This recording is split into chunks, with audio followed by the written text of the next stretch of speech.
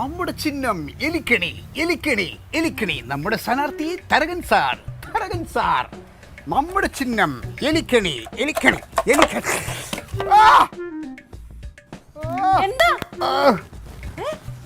ഒന്നുമില്ല, എലിക്കണി നോക്കായിരുന്നു.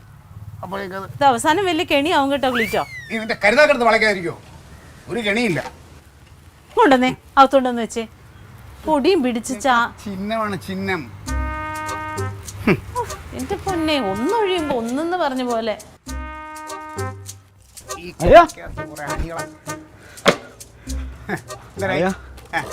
എല്ലാം സെറ്റാക്കിയിട്ടുണ്ട്. ഓ, ആ മറ്റേ വരയ്ക്കാൻ പോകുന്ന രാജുവില്ലേ, അവൻ തെർമോക്കോളിനകത്ത് ഈ വീടിന്റെ വലിപ്പത്തിലുള്ള എലിപ്പെട്ടി ഉണ്ടാക്കി തരാമെന്ന് പറഞ്ഞിട്ട്. അത്ര വേണോ? അല്ല, ഈ വലിപ്പം വരും എന്തായാലും. അല്ല, അത്രയെങ്കിലും വേണം. അത്രയും വലിപ്പം വേണം. അത് ഓരോ മുക്കിലും വെക്കണം, എല്ലാ ജംഗ്ഷനിലും വെക്കണം. വെച്ചിട്ട് അതിനകത്ത് അപ്പുക്കോട്ട് സാറിൻ്റെ നമ്മുടെ തരകൻ സാറിൻ്റെ ഫോട്ടോ എല്ലാ വീട്ടിലും വെക്കണം. അതിലെല്ലാം വെച്ച് എല്ലാ ജംഗ്ഷനിലും വെച്ച് ഗംഭീരമാക്കണം. അതൊക്കെ കണ്ടിട്ടെങ്കിലും ഒരു 100 ഓട്ടെങ്കിലും കിട്ടണം. അത് പൊളിക്കോളിയാ. ഓട്ടൊക്കെ ഇഷ്ടം പോലെ. നമ്മളെ എലിക്കണിയിൽ കുറെ അണികളെ കയറ്റണം. അത് കേട്ടോ.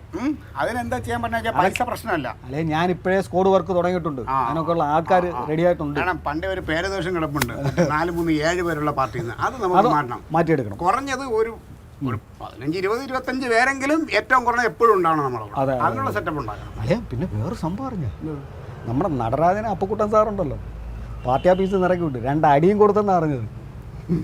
എടാ, അത് അങ്ങനെ സംഭവിക്കുള്ളൂ എനിക്കറിയാം, സ്വാഭാവികം.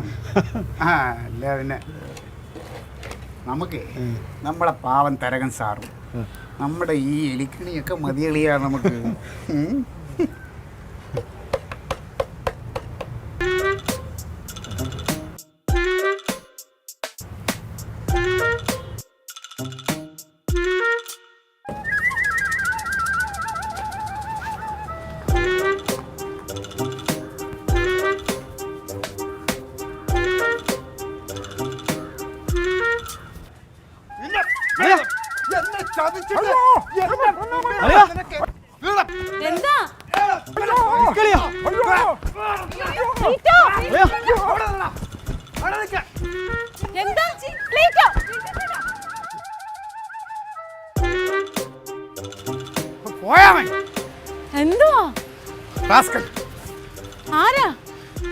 നടരാജൻ എന്റെ മുമ്പിൽ വന്നിരുന്നാണ് അവൻ തൊഴണ്.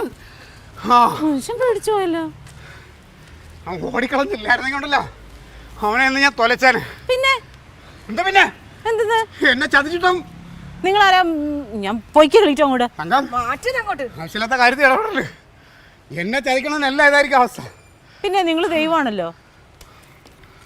പാർട്ടി കാര്യത്തിൽ നിങ്ങൾ ഇടപെടണ്ട കേട്ടോ. വീട്ടകത്തോട്ട് പോകാൻ നോക്കിക്കേ സാറേ. ഞാൻ കുളിച്ചിട്ട് നമുക്കൊന്ന് പുറത്ത് പോകണം, ആവശ്യമുണ്ട്. ശരിയല്ലേ, ഞാൻ ഇവിടെ ഇരിക്കാം. ഞാൻ പേടിച്ചു പോയി.